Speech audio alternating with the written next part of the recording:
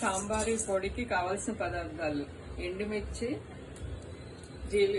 ధనియాలు, జీలకర్ర, మినప్పప్పు, కరివేపాకు, మిరియాలు.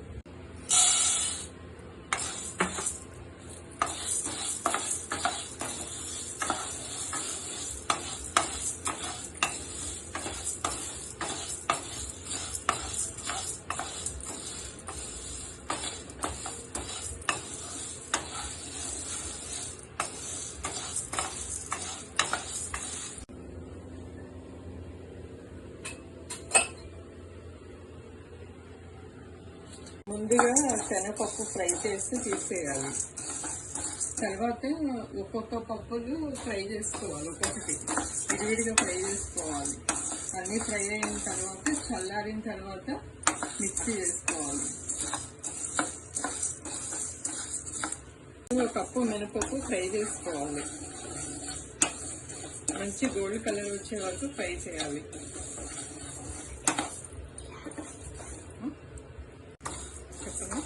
మంచిగా ఇలా గోల్డెన్ బ్రౌన్ కలర్ వచ్చే వరకు ఫ్రై చేసుకుని శనగపప్పు తీసిన దాంట్లోకి ఇది కూడా తీసేసుకోవాలి.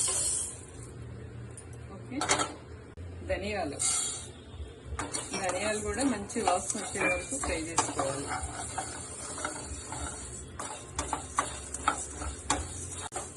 ఇప్పుడు ధనియాలు మంచిగా ఫ్రై అయినాయి. ఇవి కూడా పప్పుల దాంట్లో తీసేసుకుంటాం.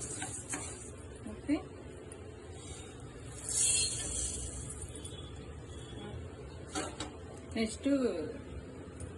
నెక్స్ట్ జీలకర్ర, కప్పు జీలకర్ర. ఇది కూడా మంచిగా దూరగా గోల్డెన్ కలర్ వచ్చేటట్టు ఫ్రై చేసుకోవాలి. జీలకర్ర కూడా ఫ్రై అయిపోయింది.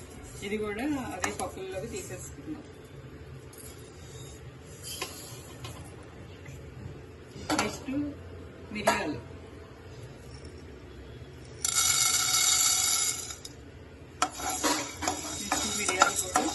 కొంచెం ఫ్రై చేసుకుందాం.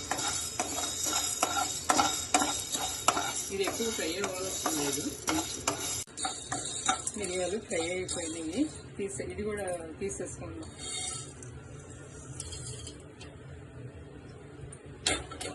నెక్స్ట్ ఎండుమిర్చి ఒక కప్పు. ఎండుమిర్చి కూడా మంచిగా ఫ్రై చేసుకుందాం. ఇప్పుడు ఎండుమిర్చి కూడా ఫ్రై అయిపోయినాయి. ఎండుమిర్చి కూడా పప్పుల్లోకి తీసేసుకుందాం.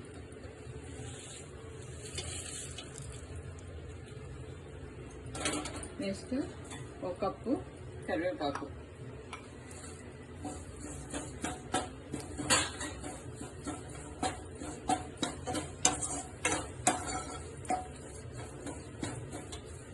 కరివేపాకు కూడా మంచిగా పొడి పొడి అయ్యేటట్టుగా ఫ్రై చేసుకోవాలి.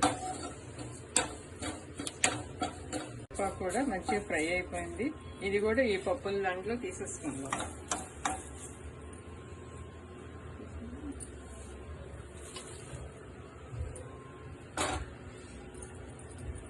ఇప్పుడు చిన్న దాల్చిన చెక్క, ఇది కూడా కొంచెం వేడి చేసుకుని, ఇప్పుడు ఈ దాల్చిన చెక్క కూడా ఫ్రై అయిపోయింది. ఇది కూడా అందులో తీసుకుందాం.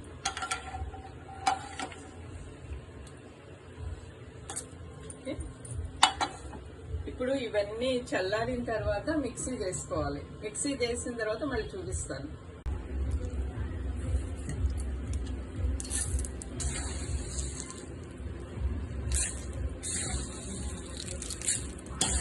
ఇవన్నీ మిక్సీ జార్ వేసుకుని మిక్సీ చేస్తాం.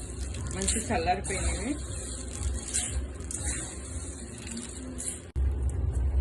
చల్లారిపోయిన పప్పులన్నీ మిక్సీ జార్ వేసి గ్రైండ్ చేసుకుంటాం. ఓకే, మంచిగా గ్రైండ్ చేసుకుందాం. ఇప్పుడు ఈ పప్పులన్నీ మంచిగా గ్రైండ్ చేసుకుందాం. గ్రైండ్ చేసినాక చూపిస్తాను. ఇప్పుడు గ్రైండ్ అయిపోయిందేమో చూద్దాం.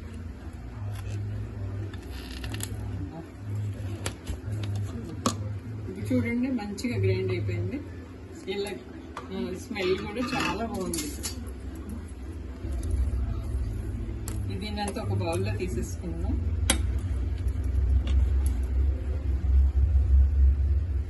చూడండి, ఇదంతా ఒక బౌల్లో తీసేసుకుందాం.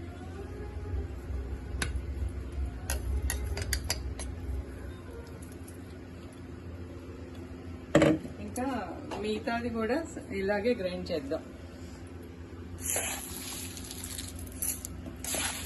మిగతాది కూడా ఇలాగే గ్రైండ్ చేసేద్దాం.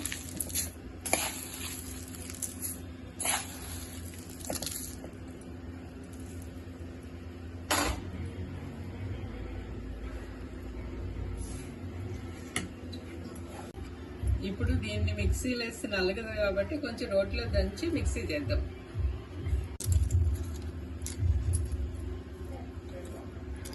దాల్చిన చెక్క కొంచెం రోట్లో దంచేసి మిక్సీలో వేసేసి గ్రైండ్ చేద్దాం. దాంతో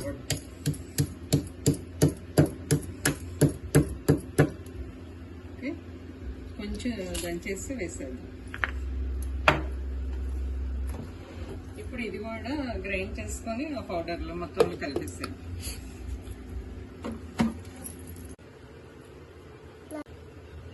దీంట్లో కొంచెం ఇంగు కలుపుకోవాలి. హలో, ఇప్పుడు కొంచెం దీనిలో ఇంగు కూడా కలుపుకోవాలి.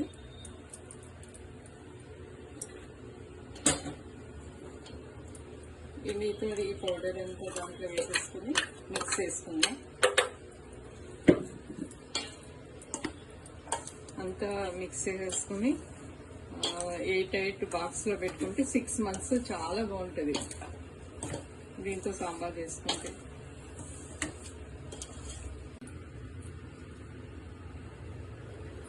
ఇప్పుడు మనం ఈ పొడిని ఒక బౌల్లో తీసుకుందాం.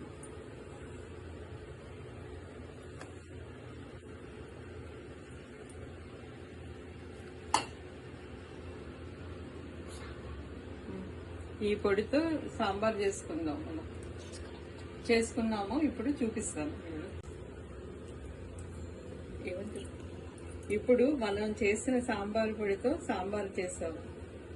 Super super.